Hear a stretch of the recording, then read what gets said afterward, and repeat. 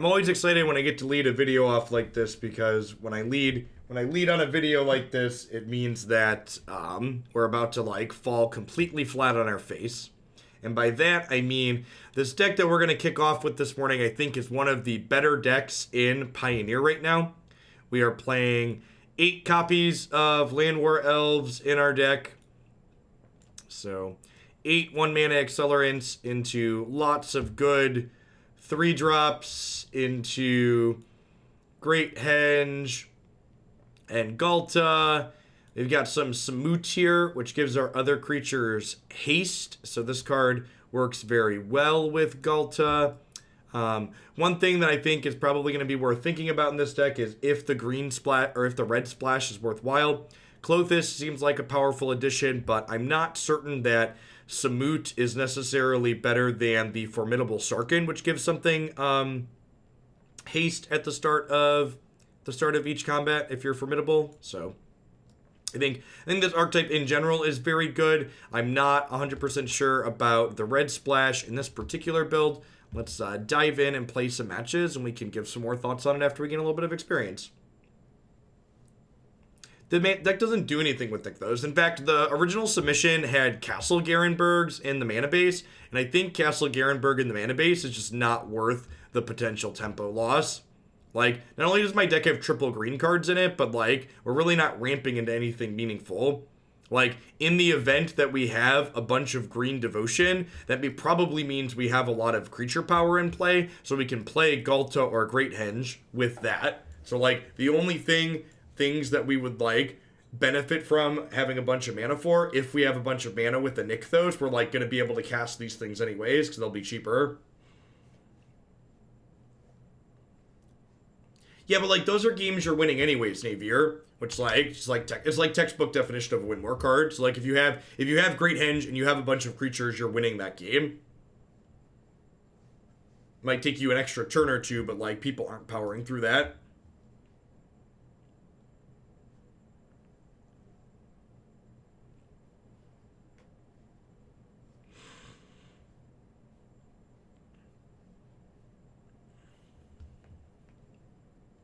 Morning, Pelly.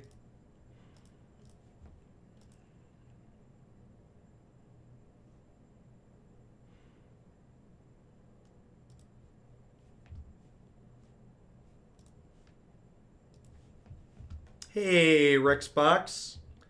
1 year of some great magic. Thanks for helping me get back in the game by showing me how fun Arena can be. Well, let's get you a sword to go with that shield. Thanks for keeping me around. I'm glad you're enjoying yourself. It's good to have you back. Yeah, that sounds good.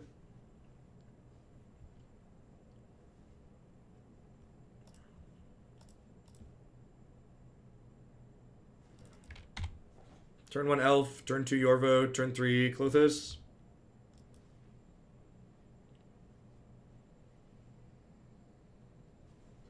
Nope, definitely does not quantify as a pile of money, Kolpuck.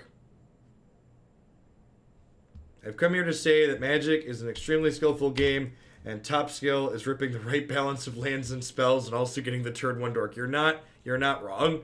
Gosh, this opponent had the audacity to fatal push us. You know, we could see some of the power of this splash here.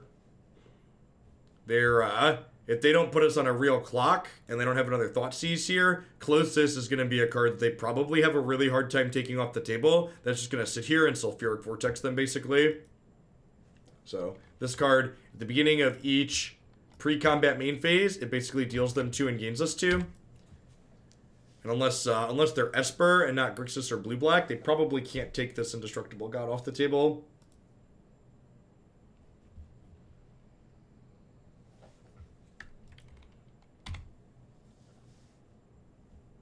That's interesting.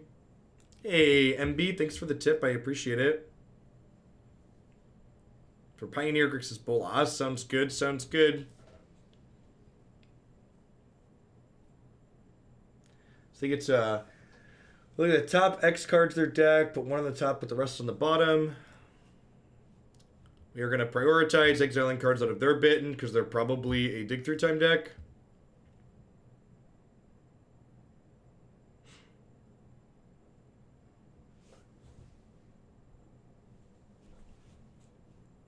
Cheers from Spain. Enjoy your content. Hope Bernie gets good results in the elections and you get rid of fascist government like we did in Spain. Yeah, here's hoping.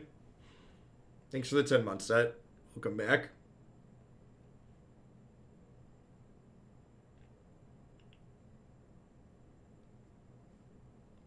I'd love it for Bernie. Hashtag feel the burn. But, you know, I'd take any progressive at this point, even if the others aren't quite as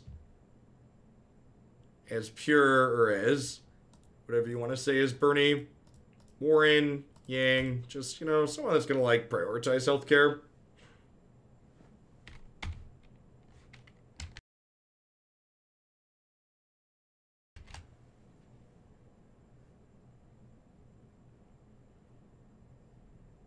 The old turn 4 tapped castle. I feel you. Feel you, opponent. Been there. It's a lot of Thassa's oracles. So this doesn't do a particularly good job of attacking, but it does sit there and make things like Ghalta cheaper, and it does provide devotion for Klothys in the long run. We've got, what, 7 more turns of this? So this is 12 minus 5, so it currently costs me 7. Magic Online's not like Magic Arena. It doesn't tell me how much cheaper this thing is.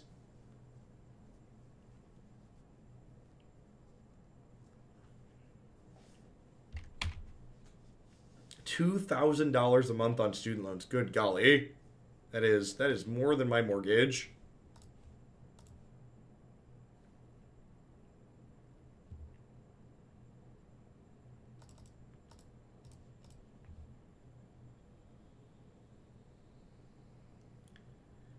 So if this resolves, we can cast Ghalta. And then we can attack with Klothys.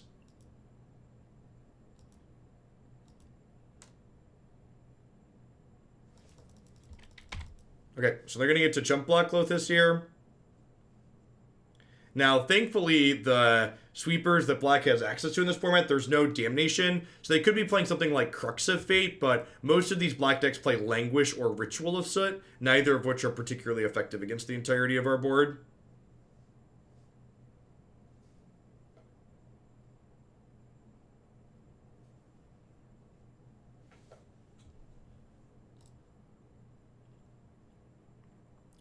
Opponent has decided they've died. Probably accurate. Heroic Intervention. Okay, I'm going to be honest, I don't know the text on this card. All creatures able to block target creature. Do so. That creature gains indestructible till end of turn if you control a creature with power 4 or greater. Yeah, Klothys was really good. Worth the splash that game for sure. Mistcutter Hydras and Ceratops coming in for sure. I feel like it's probably not an aspect of the Hydra matchup. Probably don't want... Yeah, it was very similar to a Planeswalker, that game. This card's super good against these control decks for sure. They don't have white to exile it.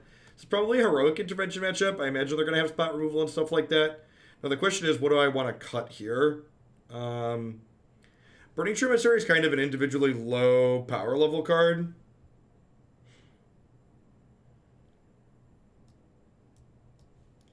I'm going to trim like 2 of these in a Ghalta, because they're probably going to be killing a lot of my stuff, which I know we played Ghalta that game, but I think that's probably going to be the exception more than the rule.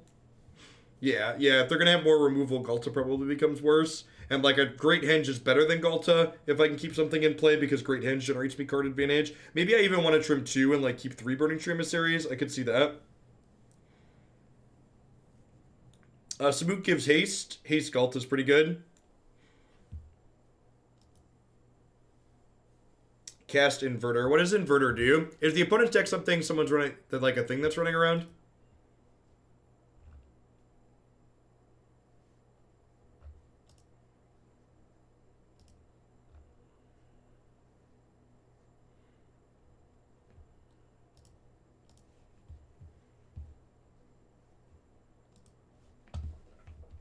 Yeah, in the future, MB, can you make sure to link the deck list in the donation?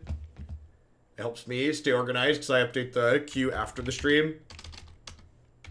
Makes it less likely that things get missed.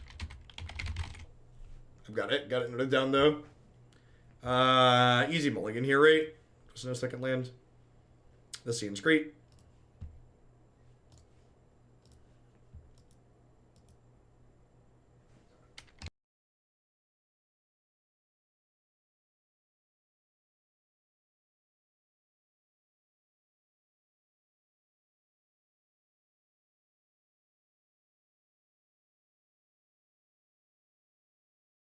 Samut looks like an aggressive breakdancer. He does flip all around, to be fair. He does lots of stuff fairly quickly.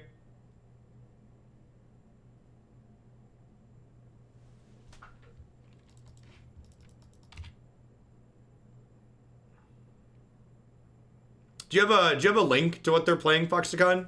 If what they're doing is a thing? I'm not familiar. It's our first time playing against it.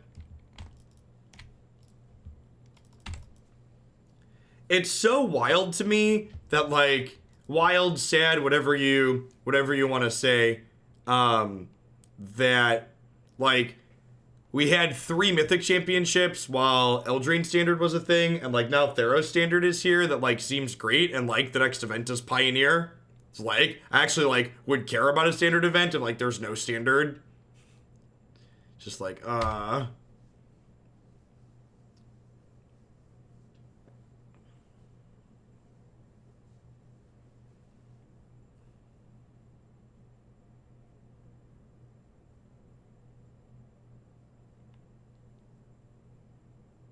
mean, Samut currently is digital pixels, but Samut does represent a character that has a particular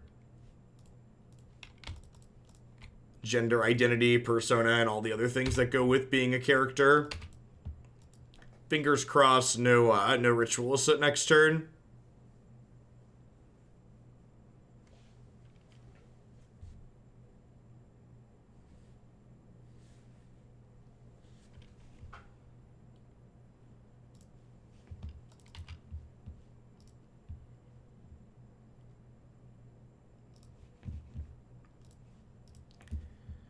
Oh, it's Inverter of Truth plus Thassa. Exile all cards to your library face down, then shuffle all cards from your graveyard into your library. Weird.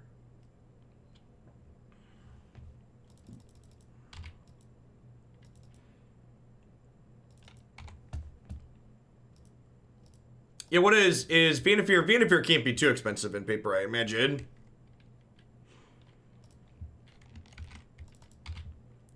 Do we just, like, hold up Heroic Intervention from here on out?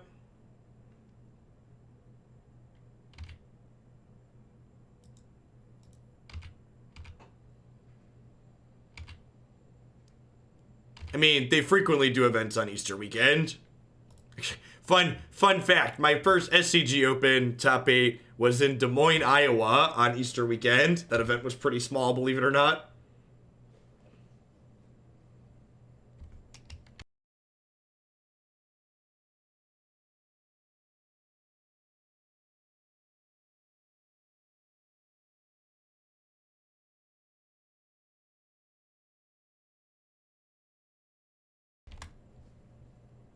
Digging, tripping through time over there.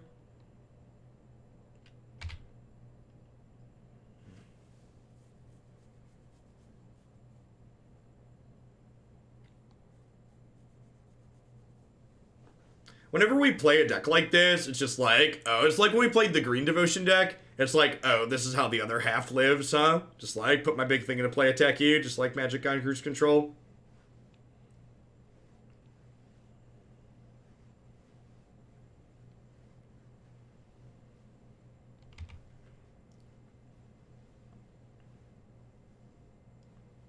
Are Shocklands really that expensive with them being in Standard?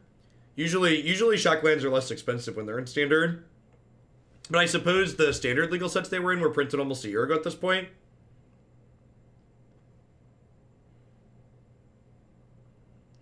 Yeah, Frost Otter, but I think it's kind of silly to imply that, like, Easter and Christmas have anywhere near the same relevance to people outside of... Oh, reckon this. And this still resolved. We didn't counter it. So their lands don't untap, so they're just dead, right? American Gamer, thanks for the 19 months. I appreciate that. Welcome back. Thanks for keeping me around.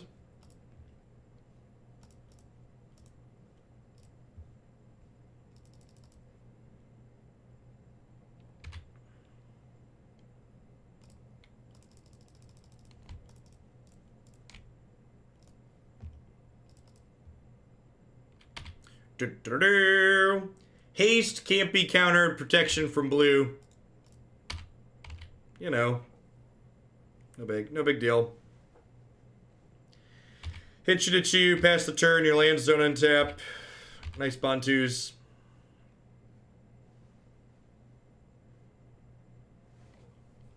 Easy. Easy game, easy life. Let's get it Smorky in here.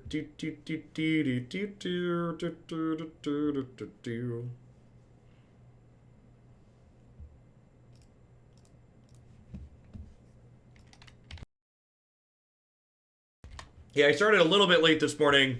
I was worried about Pioneer running too long, but with this deck being the first deck, we'll probably be able to have a good run and still end pretty quickly. Yeah, I can see that. I don't know, I guess on second thought, like, it depends on what Fires deck you're playing. Like, if you're playing Jeskai Fires, you just play Supreme Verdict, right? So are you playing, like, Grixis Fires or something like that? And if so, like, why Grixis? Play Elvish Mystics, win matches of Magic.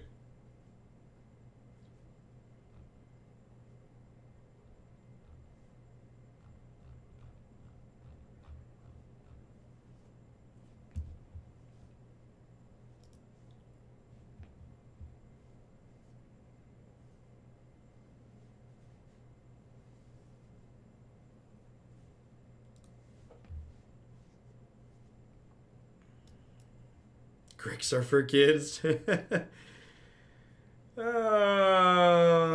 I think I keep this one. I think. For professional here, we'll draw Mana Dork on one.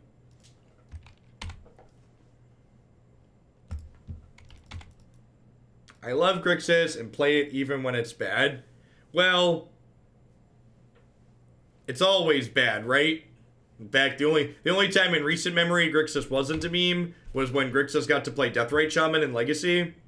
So, like, even then, you're a day late and a dollar short there, little Elvish Mystic.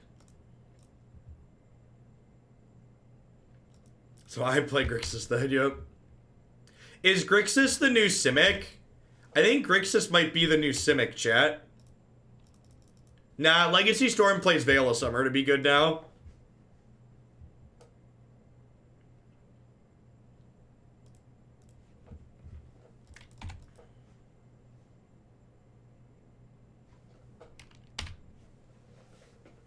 Oh, yeah, Grixis Shadow. That's a good one.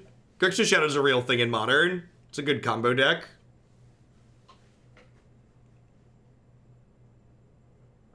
Remember when Simic was the bad guild?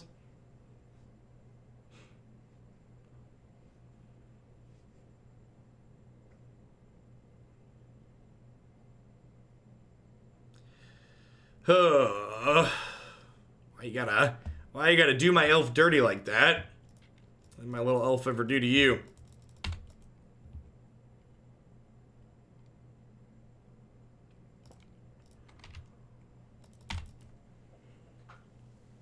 If they have a removal spell for the Steel Leaf Champion here, we're gonna be pretty far behind. Because the Liliana, the last hope, gets to shrink my Burning-Tree Emissary to a point where it can't attack.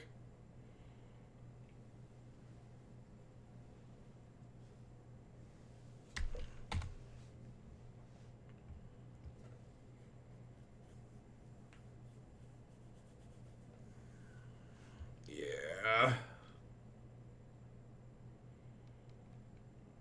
Nah, I think Boros is pretty good. Red white weenie was like a real deck pretty recently.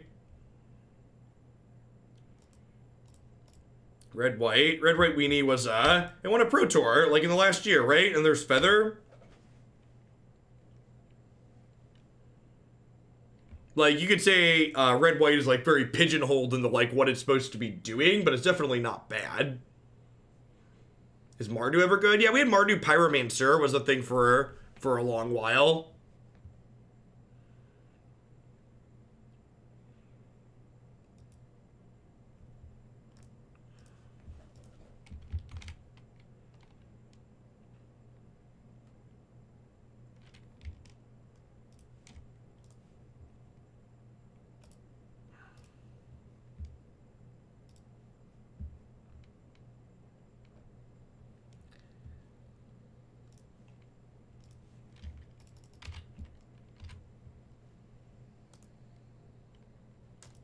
Chat.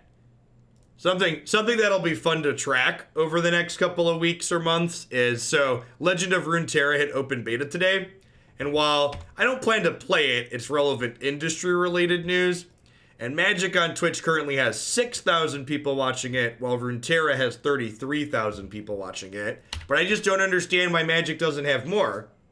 Wizards of the Coast told me Magic was a top 10 esport, chat. What do you mean?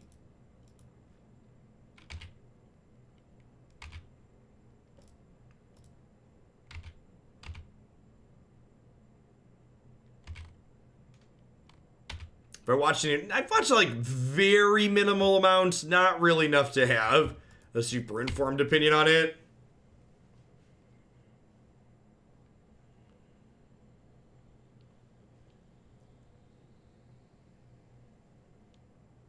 What would it take for enable BTTV emotes? From my understanding, like I've looked at the BTTV emotes and like most of them are just stupid. The stupid frog thing, which has been largely co-opted by the alt-right for a lot of like non-pleasant things. So I'd prefer that we don't have whatever that thing is called all over my Twitch chat. I'm blanking on its name, but it's been used in some less than tasteful ways, less than kind. Yeah, Pepe. The Pepe icon has been used in some less than kind ways. And I'd prefer to not have it all over my channel.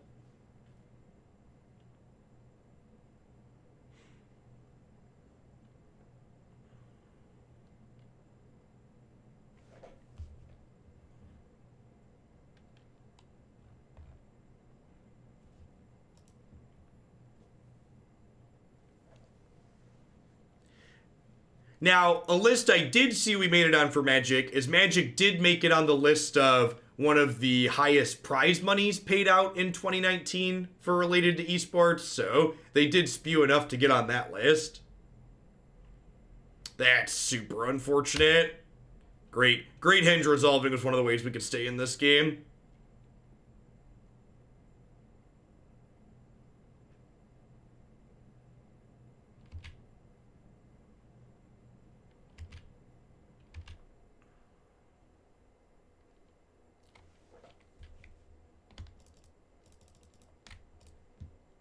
Pretty good.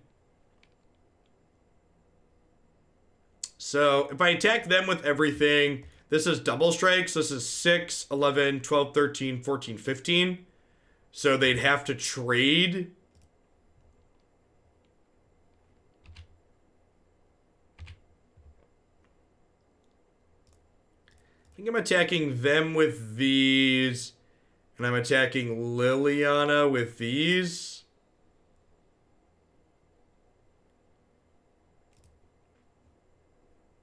I want to take that off the table because otherwise she can kill my X1s.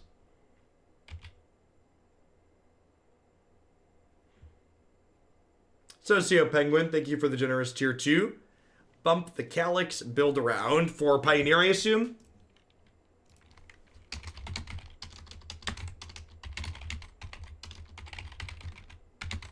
Sounds good. I am, for my regulars, by the way, I've been trying to make a point to mention this. I will be live this weekend. Planning to stream one Pioneer deck and then Standard tomorrow and Sunday, just like I did last weekend. Oh, yeah, I guess I technically missed a point of damage, huh? I could have sent both of these here and sent that there. Yeah, it's good. It's early. So yeah, these three should go at them, and these should have gone here.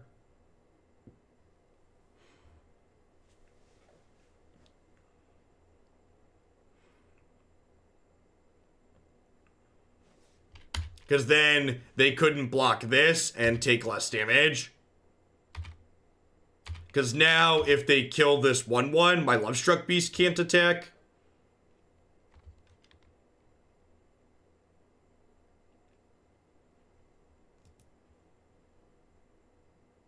Definitely a mistake on my part there. How my attack went. They could be at 2 right now if I just sent the BT at them.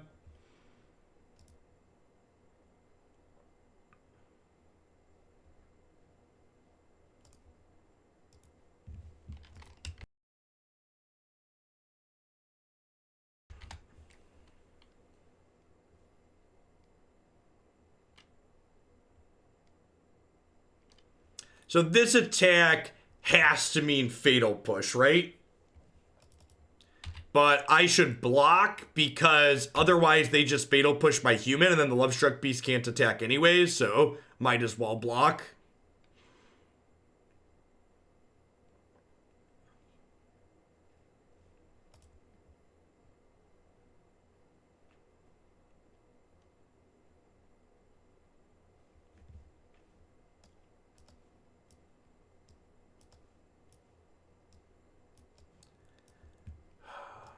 Do I bring in Heroic Intervention against black mid-range? I think so. I think I trim this so it's not stellar against spot removal and just bring in the intervention. Twitter, like most things, is fine depending on its use case. Things like Twitter and Reddit are fine if you're using them to curate what I would refer to as something similar to an RSS feed, where you're just like using them to find information from sources that you're fine with, or like from specific communities or specific types of information, like technology information or politics information or stuff like that. Where they get really bad is when you start to dive into the comments and you start giving credence to any idiot or any bot or any, person trying to cause discontent with the megaphone. A disciple is you gain life equal to your devotion to green.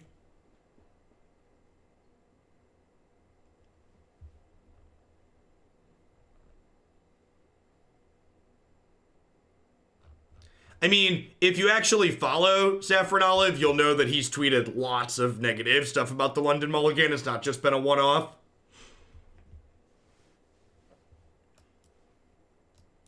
Use Twitter for Magic the Gathering news and sideboard guides. You subscribe to a lot of Patreons then?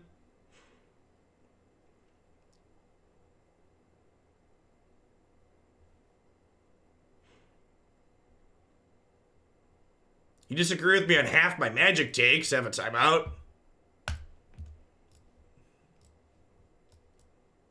My Magic takes are well-reasoned and well-informed. And if you have a problem with them, if you think one of them's wrong, you should have an open discussion about it. But you probably can't, because they're well-reasoned and well-informed. Have a sword, Sir Sparkles. Thanks for keeping me around. Welcome back.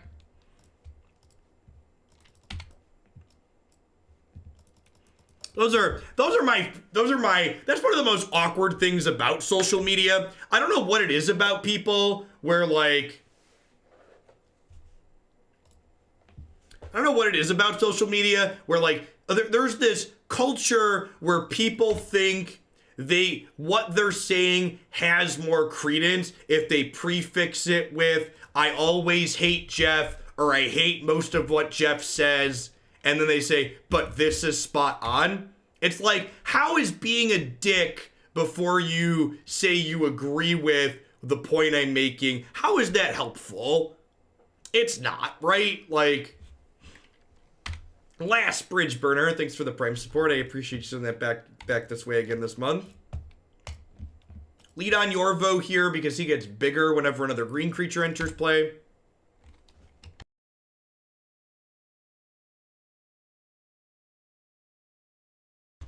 Yeah, this idea that like it's been that's a good way to phrase. That's exactly what it's intended to do, right? It's supposed to intend to show like I'm not a partisan hack.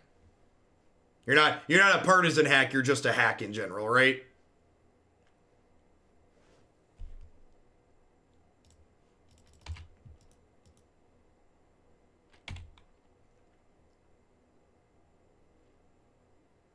All right, so I think I lead on Shifty Boy here. So that way we can play this. Like I could go Elf Steel Leaf Champion, but ideally I'm going to play this Elf after I Great Henge so the Elf can cantrip.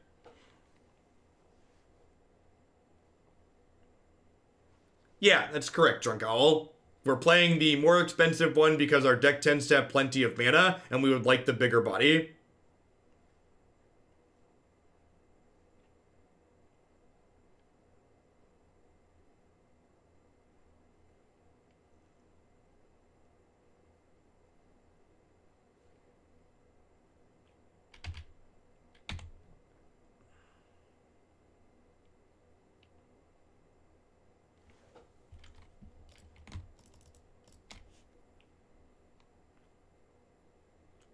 So I think I actually just pass here without playing another creature, because this actually protects Great Henge too. So I think I would like to be able to protect my Great Henge.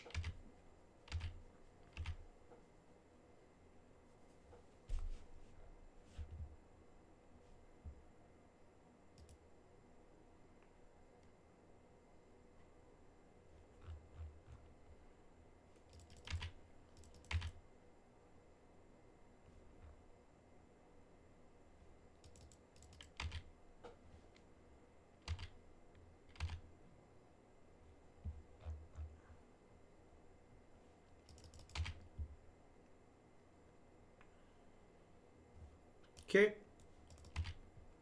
Make sure to gain 2 life with the Great Henge here. So, a little bit behind potentially on my mana development because I chose to hold a Heroic Intervention, but I think that's fine.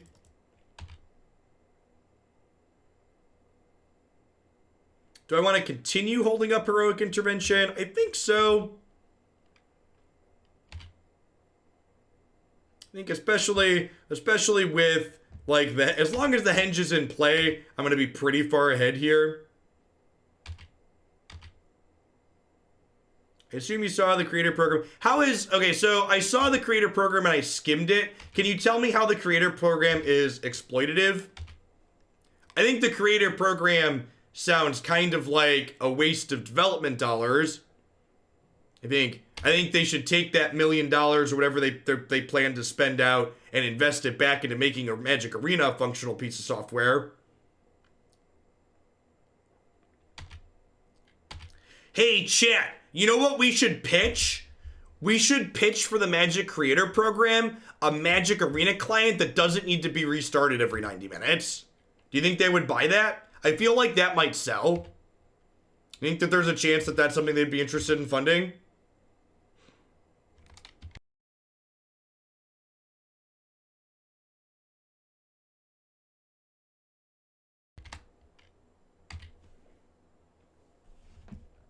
It had a very dance monkey dance attitude towards professional streamers. Well, so like, I feel like as someone who does this as a job, like I read that creator thing and I kind of read that creator thing as not really being oriented at professional streamers. And maybe that was just the way I was reading it.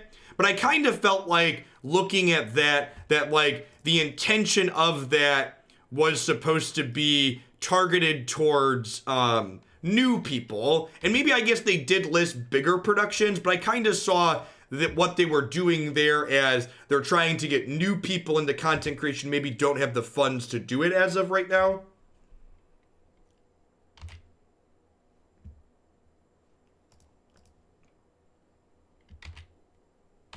Like that's how I kind of looked at it. Although I guess part of it, there was kind of a 2-part announcement too, though, right? Like, part of it was like the Greenlight program at the end where they're paying out money, but there was another part of it too, right? Where they were, like, talking about doing login things and stuff like that, and, like, rating people. I don't know. Overall, I don't think like the creator program thing they put together is strictly a negative thing, but I also don't think it's like something that like really needed to be prioritized.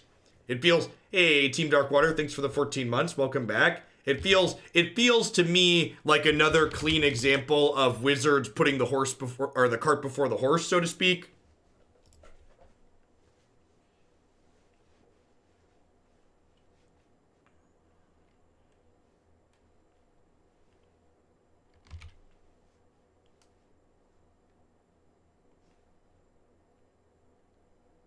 Well, so far these games have not felt particularly close.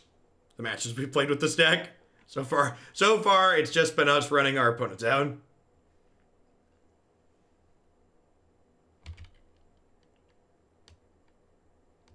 Just whenever these Wizard spends a pile of money on things like this, I just can't help but wonder, like, what would Magic Arena look like if they took the $1 million from that Greenlight project and invested it into arena development? What would arena look like if they took 1 or 2 of the Mythic Championships we had last year and cut them and invested that into their software to get us a better product? Like, I feel like they're spending so much money promoting a product that's just, like, half finished.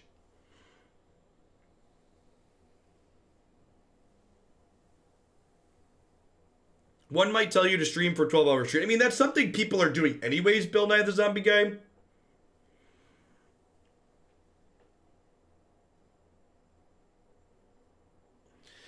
Has Samut been okay? It was fine the one time we drew it. I don't know that I'm convinced that this card is worth the splash. Klothys has actually been really good so far. Klothys have been really good.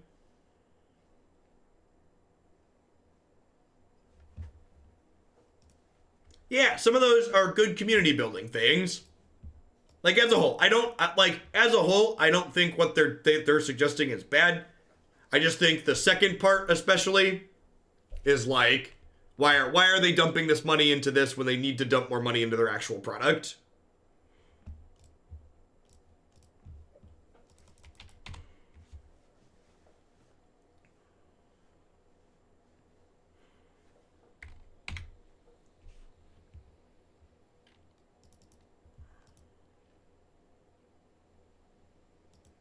Yeah, they're dumping piles of money into a marketing budget when they don't have a fully functional product with which to market yet.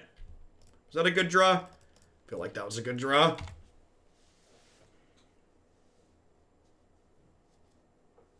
Hey, Pyro, thanks for the 16 months. Welcome back. I appreciate that. All right, so I think I'm going to go Elf, make Yorvo a 6/6 here, attack for 7. And then next turn we can Ceratops with haste. Are they playing ramp and just like don't have a play till turn 3? No, they fixed that bug, Zerblade.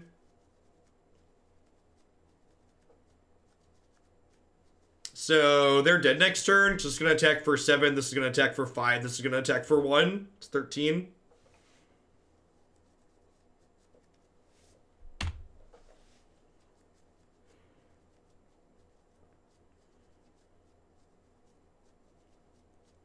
Yep, they are confirmed playing the ramp deck. Ha! That's great.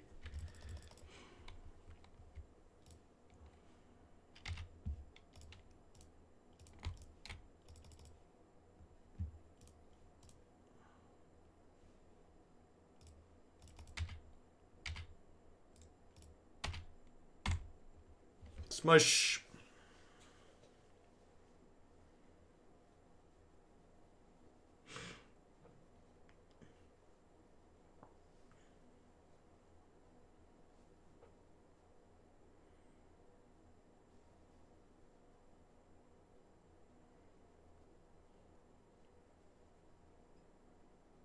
Maybe this matchup is harder on the... We were on the draw this game. I just played an elf on one. I like to attack for lethal next turn. Alright, they found the reading fountain. Do they have another blocker? They do. Okay. They block here. They take 8. So we don't technically have lethal this turn. How about that one? Is that one lethal? I think that one's lethal.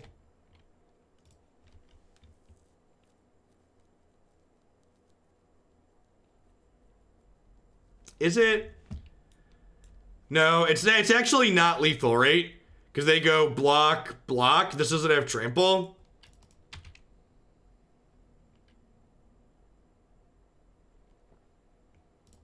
All right, they think it's close enough to lethal. Got it.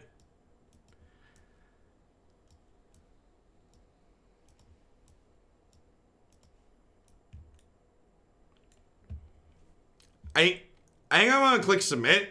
What if I cut the Great Henge and bring in Shifting Ceratops and Mistcutter Hydra?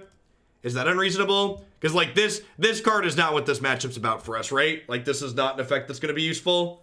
I just like want just like put the pedal all the way to the floor and smash. It might also be right to just board in the Kraul Harpooner just as like 3/2/2 drops. I can see this being okay too.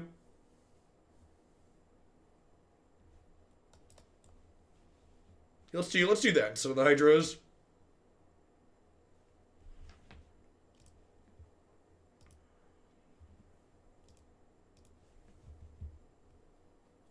Green Banefire. It is kind of like Green Banefire. You're not wrong.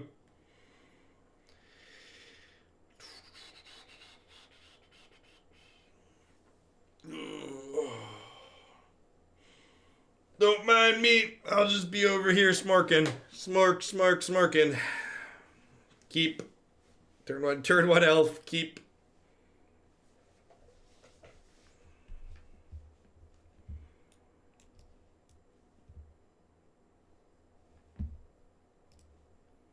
Put a mulligan to 6. You love to see it.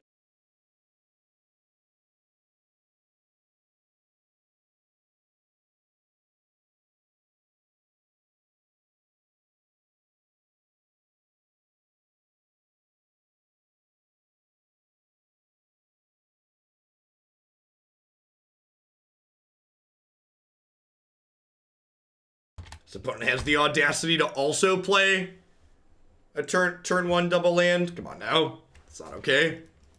I'm the only one that's supposed to play 2 lands a turn. No, not the mirror. They're playing ramp. So they are a teensy bit bigger than we are. Let's see if they Cavalier us or not. I think my opponent and I are playing 2 of the best decks in this format. To the surprise of few who have been paying attention to Magic in recent years, they are both very green.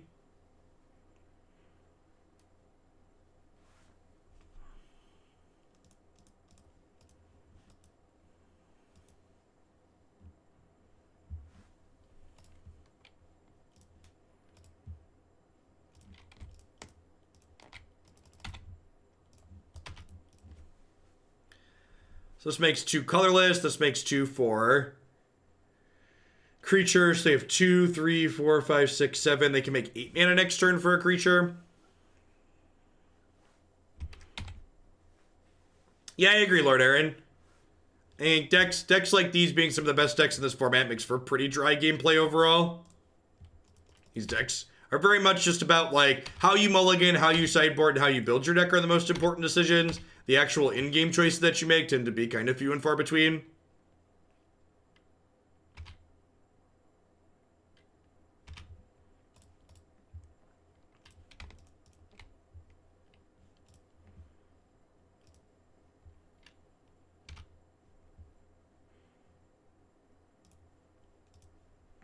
Hey, I mean, I agree with you, Fearburger. The issues surrounding Magic Arena and the direction that it's gone are 100% related to management.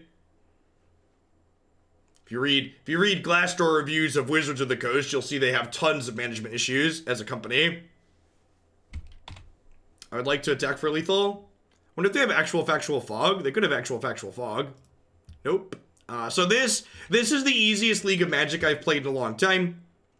And again, part of like playing Pioneer 2 is I've talked about how I think these cards should be banned. I think a big part of why these cards aren't overbearing is because in bigger formats like this, people tend to want to play decks that they like more than just playing the decks that are good. I think this format would be a much better place if neither of these cards were legal.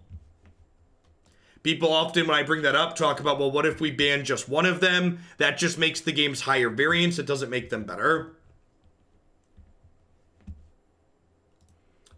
The last time we played a league and it felt this easy, it was when we played Green Devotion. Green Devotion deck similarly just ran through people. I would get rid of Grazer as well. I think Goose is actually a good example of a perfectly fine 1-mana accelerant. And the reason for that is Goose doesn't let you go turn 2 3-drop, turn 3 4-drop. It's an every other turn accelerant. We're 3-0, haven't lost a game.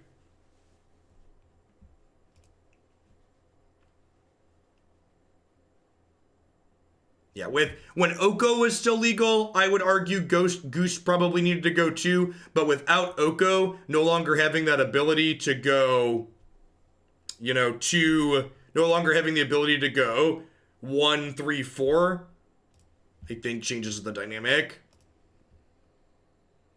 It's been 45 minutes. Thank you very much.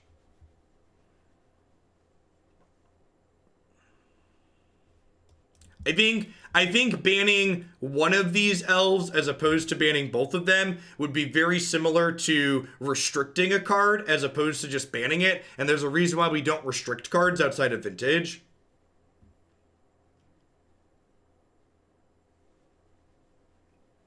Because Planeswalkers never get that cheap. Planeswalkers, Demons, Angels, Dragons, these are cards that have a large amount of casual appeal.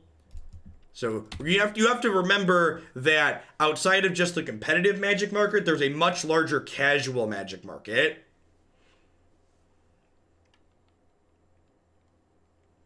Leyline of Anticipation. So opponent stuff has flash.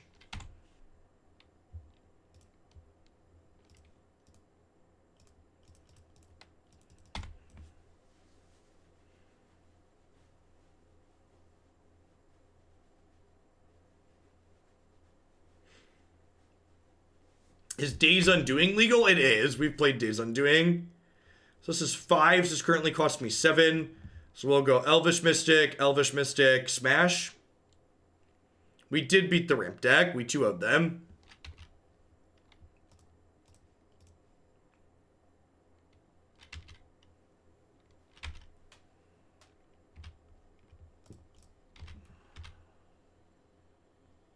They could have an X2 to eat this Llanowar Elf here, but whatever. X3, sure. Though an extra power doesn't really matter.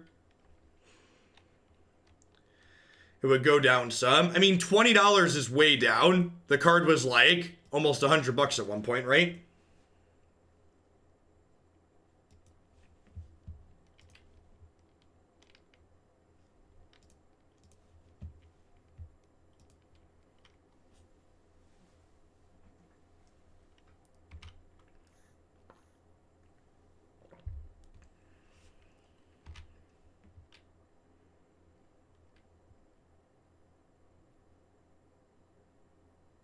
For Biomancer combo, yep.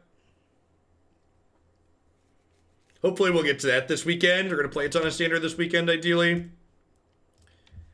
I scheduled shorter stream days for Saturday and Sunday, but if the viewer numbers are good like last weekend, I have the ability to run long. So we'll play it by ear a little bit.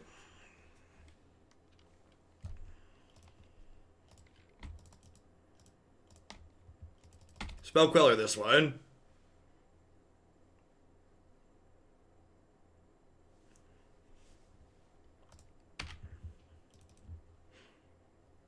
Big dumb dinos. Dum dum dum dum dum dum.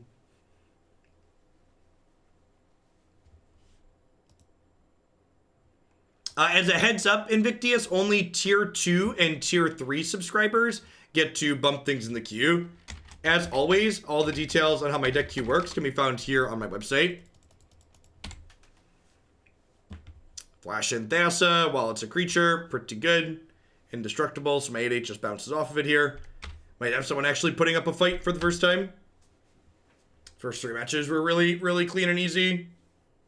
This one's looking like they're going to get set up pretty well here. Thassa lets them start scrying and we're out of cards. Why don't we restrict cards outside of Vintage? We don't restrict cards outside of Vintage because the card's either okay or it's not okay. If a card's too good, we don't want it to just be too good some of the time.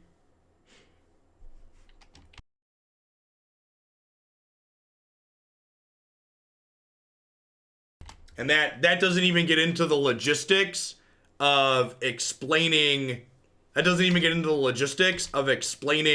to newer players how these types of things work. Like the logistics of explaining to a new player how a restricted list works is not great. Oh, you know what? I should have played the Steel Leaf Champion pre-combat to make this bigger, right? Thank you for the tier 2 resub, Squid Squad. I appreciate that generous support. Welcome back.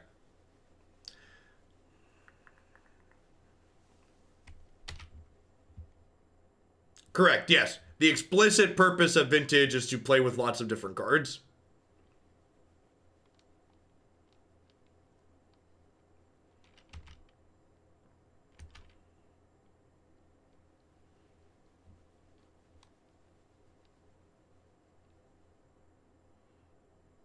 Yeah, we played against the Inverter of Truth deck match 1 of this, and we just, like, wasn't close. Cyclonic Rift is legal in this format, yeah. So they left 2 mana floating, so I assume they're going to play something. Interesting. Their build's really neat. Looks like they're like a little bit bigger Blue Devotion deck. I have Omen of the Sea here too for some card advantage. Not quite the aggressive Blue Devotion that we've seen running around a bit.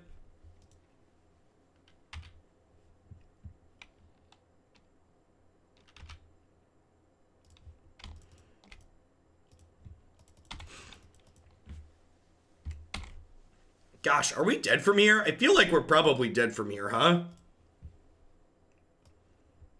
Hey, chat, you think these Mistcutter Hydras are about to be good? And the Shifting Ceratops?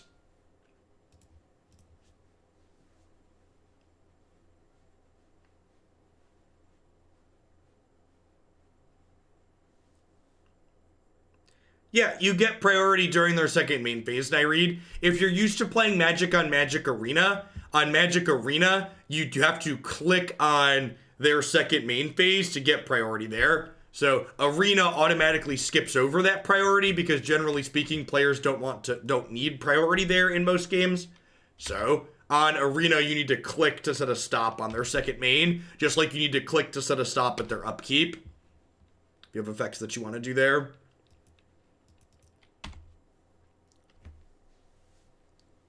At the end of every phase. That's really sweet.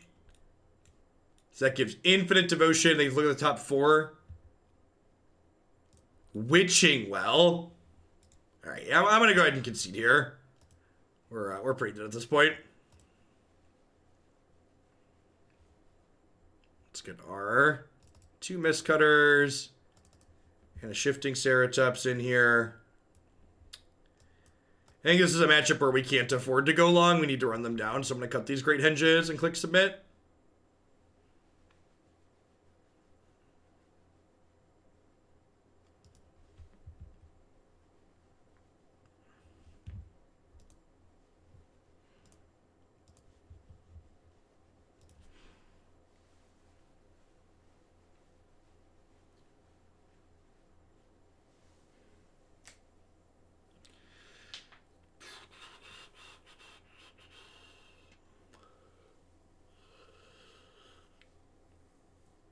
I mean, it's not that hard to recreate what they're doing, Warblazer. Just like, look at all the cards they cast that game and put them to 4 ofs.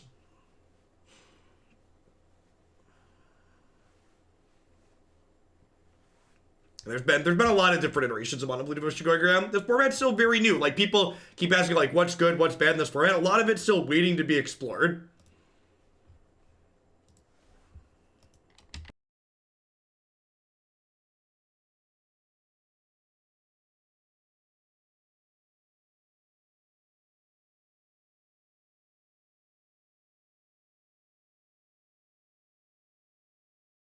Sure, this looks great. Turn 1, turn 2, turn 3. Wonder if their white splash is to help them with cards like Shifting Ceratops.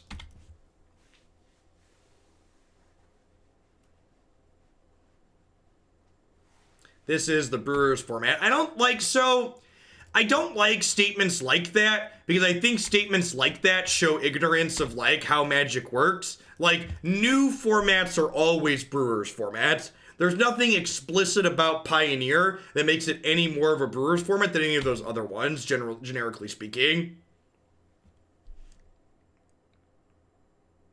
That's pretty unfortunate. That's super fortunate. Hey, thanks for being here, Dodouche. So, like, this format will eventually, you'll squeeze some of the brewing potential out of it. But, like, what's left over needs to be good or bad. Oh, yeah, that's probably it. The white's probably for Heliod, then.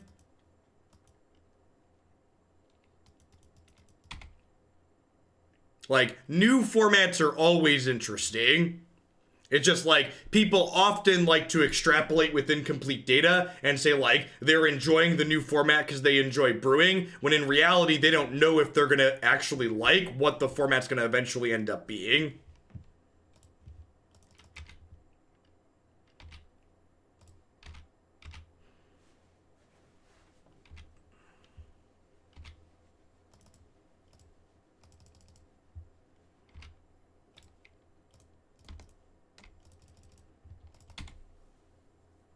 New formats. I think Historic's been fun.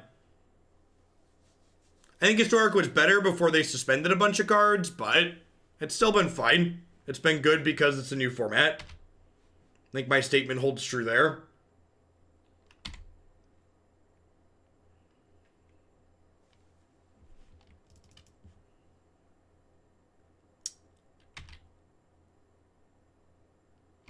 That's lethal, right?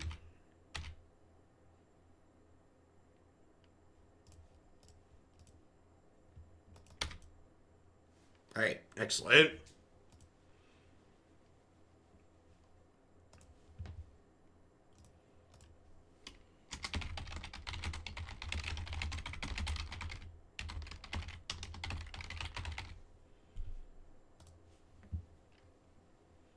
We twinned them first. We did.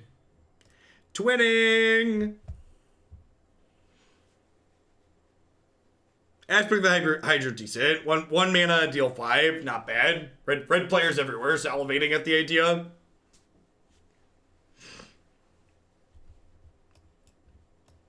In it to win it, chat. Hopefully they don't Ballista our Elf on 2.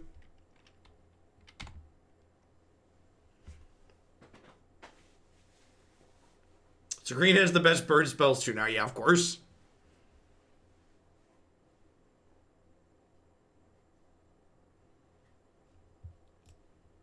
Well, that's not a bad draw. Means that they kill my elf on one, I get to go elf on 2.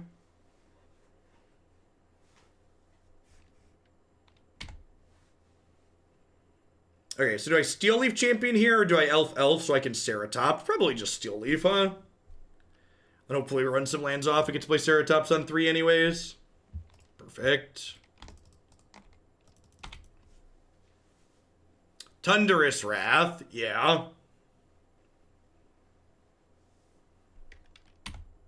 Yep. We might be getting twins, chat.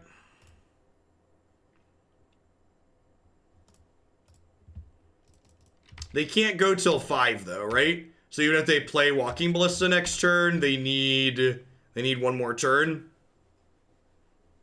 So if they have Land Ballista, they kill us the following turn.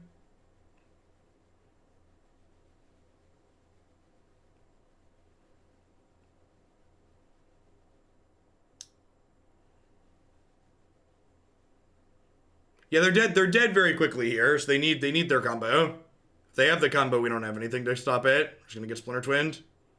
Yeah, looks like they have it. Oh, just Arcanist. Okay. Oh! Owl enables Heliod too. Wow, that's really good.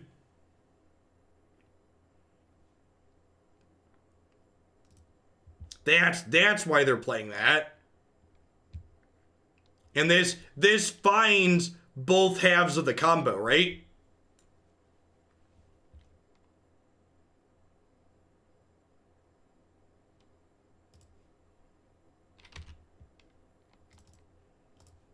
All right, I think I do this, and then next turn I can haste the Ceratops.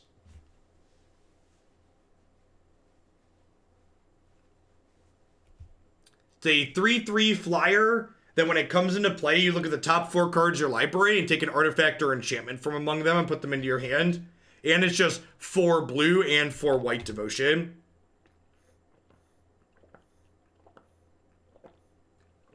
And like, this Thassa's Oracle is looking at 9 cards right now. Like, how's that for impulse?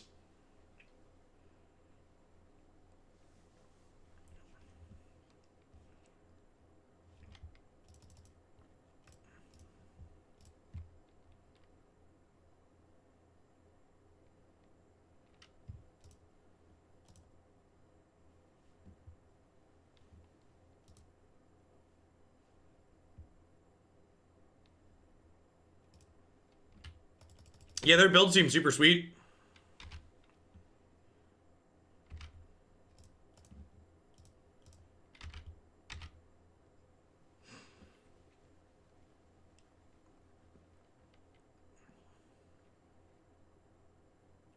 Won't they block with Heliod?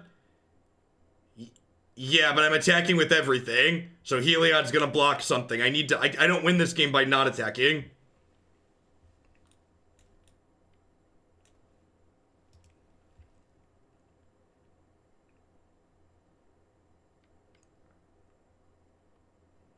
Yeah, I have to clean out their board here.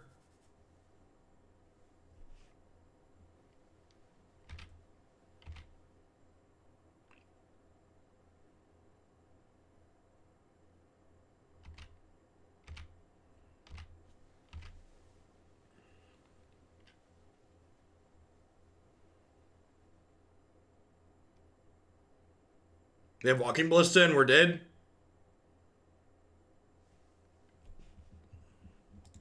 Yep. Okie doke. Their deck seemed really good. Gets Blurred Wind. I really think it's a colossal failure on Wizards' part to allow that combo to be legal while banning Saheeli. I think if that combo's okay, Saheeli is also okay. So either give me back Saheeli combo or ban that. Pick one. Again, one of the things that I really differentiated on how the people manage the modern ban list for a long time is the lack of consistency across the board with how they manage the ban list.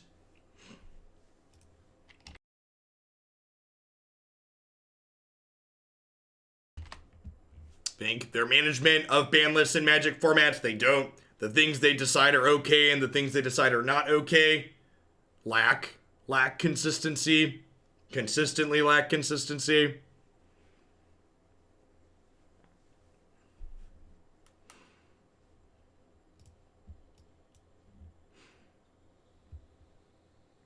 I don't disagree, but is Heliod combo slower than Saheeli in general? So Saheeli combos on 4, that combo's on 5.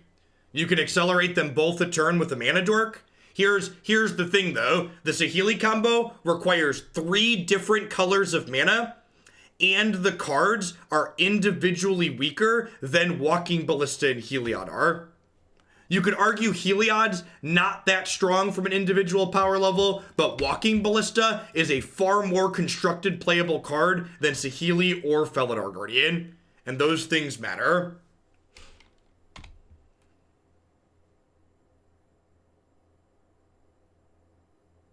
Sure, and I'm telling you I disagree with that, Jeff Freeze. I know what they said. I'm familiar with what they said, and I'm telling you I disagree with what their approach is. So don't act like I'm not informed, because I am informed. I understand what they're doing and why they're doing it, and I'm telling you that this is how they always manage things, and I disagree with this being their preferred management style.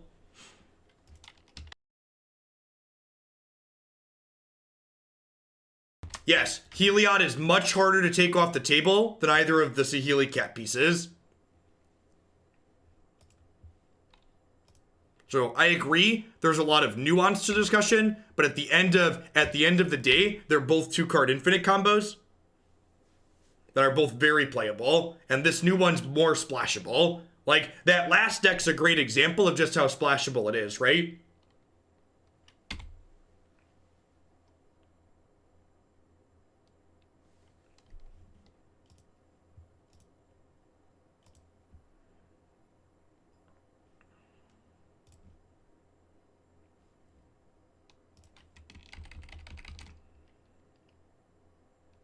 Still costs 4. What a tilt.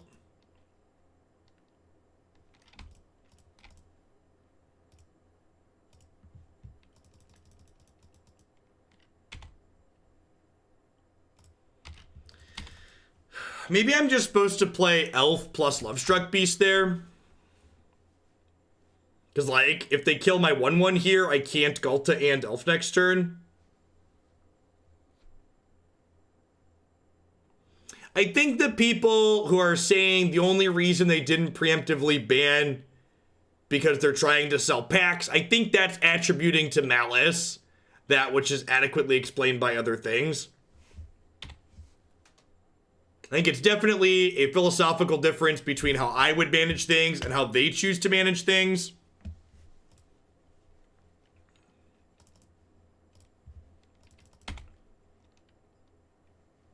So I played the Elf and the Ghalta out pre-combat. The Elf, so that way they can't just kill my 1 Elf to stop the Beast from attacking. And the Ghalta, so that way if they kill a Lovestruck Beast in combat, I still get Ghalta into play.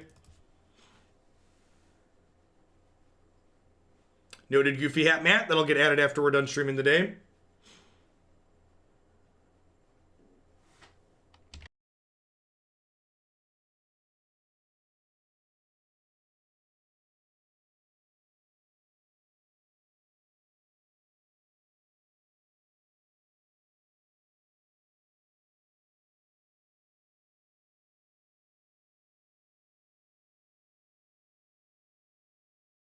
Hey, Ian, thanks for the 46 months. It's a really long time. Thanks for keeping me around.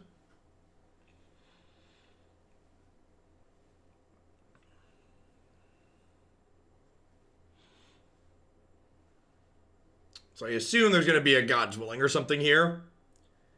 Yeah, we've been playing this for an hour and 8 minutes, and we're in game 1 of match 5. This would definitely be my pick for deck that you would want to play if you wanted to win through leagues quickly. So they're giving their thing double strike, and then they're dealing damage to this to kill it. But they're taking 7 down to 8 here, and I have a Ghalta in play. So, like, they get both those cards back, but they're down to 8, and I have 12-12. Yeah, if you're someone that wants time to eat at your tournament, this is a good deck choice for that. Shifting Ceratops, notably very bad against Reckless Rage, deals 4 damage.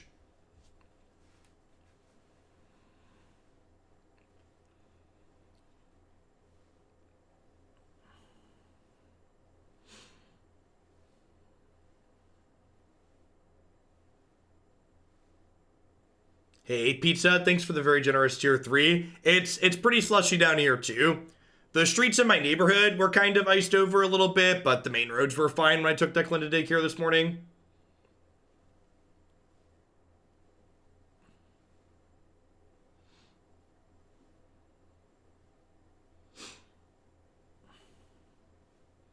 Yeah, this was a good pick-me-up. The 2 Pioneer decks we played yesterday were kind of disasters, so it was nice. It's nice to have something that feels competitive. I mean, Feather's a very good deck. It's just not going to be very good in this matchup, huh?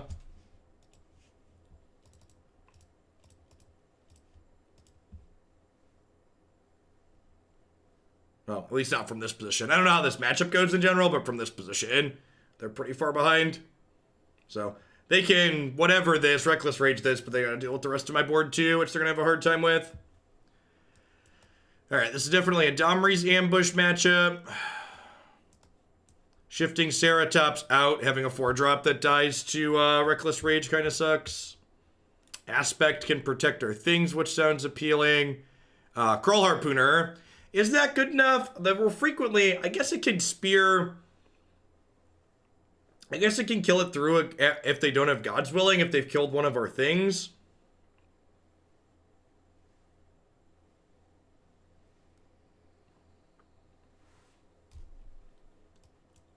This is another Great Henge out matchup. I might be boarding this card out too much. I feel like a lot of these matches we've played are not about grinding, though.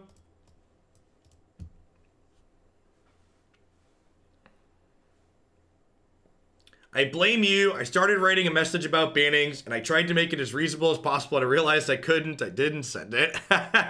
That's why I like to encourage people to explain things, because when you try and make your case to me, you're also making your case to yourself, and with some frequency when people do that, they're going to make the case to themselves that their point's not good.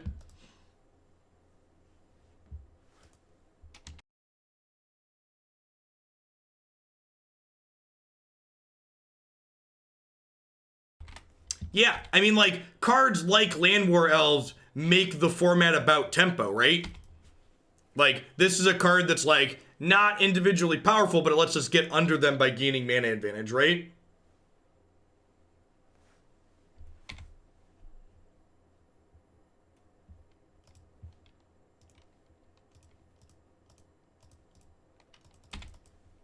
So, next turn, I get to go Burning-Tree Emissary, Aspect of the Hydra, my Yorvo, play Ghalta.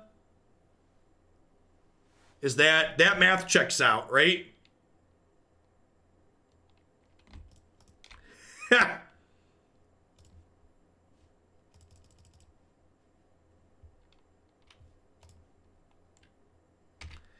Oh, Magic. What a silly format. Hey, thank you for the 5th month, SJ. I appreciate that. Welcome back. There is the Historic Constructed event. So we're still playing some Historic on stream. It's just via the Constructed event. Burning-Tree Emissary is a fair and reasonable card. I think this card was a huge mistake for them to print into Historic, by the way. Do not think that was a good print for this. This is our 3rd turn. This is turn 3, chat. They cast Feather, I cast Ghalta and attacked with a 15/15.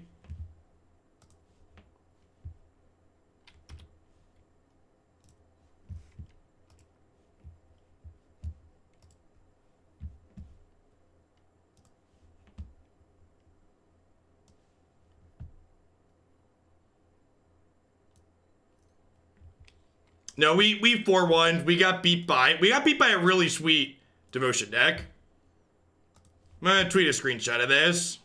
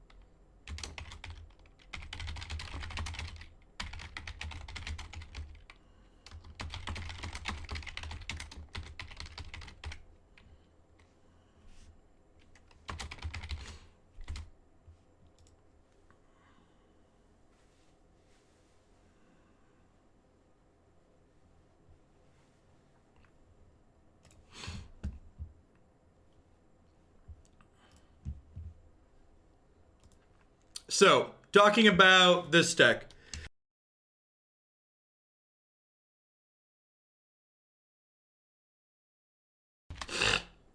Sorry. Klothys was actually very reasonable. I think this card's super sweet with Steel Leaf and Yorvo. I think Ceratops is a super reasonable main deck card. I think it's a card that stuffs blue-white control in a box that's very main deckable. I don't know how I feel about Great Henge.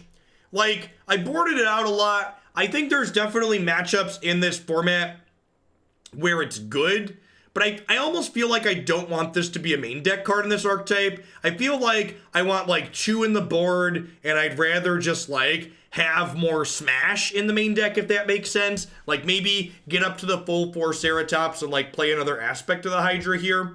The one change I made in the viewer submission that I got initially is the person who submitted this deck didn't have 8 elves in it. Put 8 elves in your deck. Just stop it. Like, unless you're also playing Goose or a Boreal Grazer, play 8 1-mana green accelerants while they're all still legal. Like, that's definitely something you need to be doing. Past that, I don't know that I'm convinced that this is better than the 4-mana Sarkhan. Like, Sarkhan comes down a turn sooner.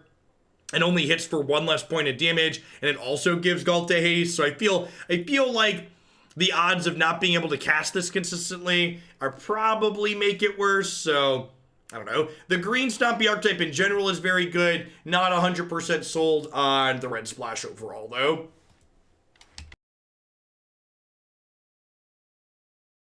You don't really need ramp, Lord Aaron. Like, look at this deck. If you're at 3, like, we have 4 drops and that's it, right? Like, this card often costs 2 or 3 mana in our deck. All right. At any rate, we've got another green-red deck coming up next year today that's very different than the one we just played. So I'm going to go ahead and hit a quick ad roll while I get set up for this next one. And when we get back, we are going to try some green-red Indomitable Creativity. So thanks for hanging out today, folks. Don't go anywhere.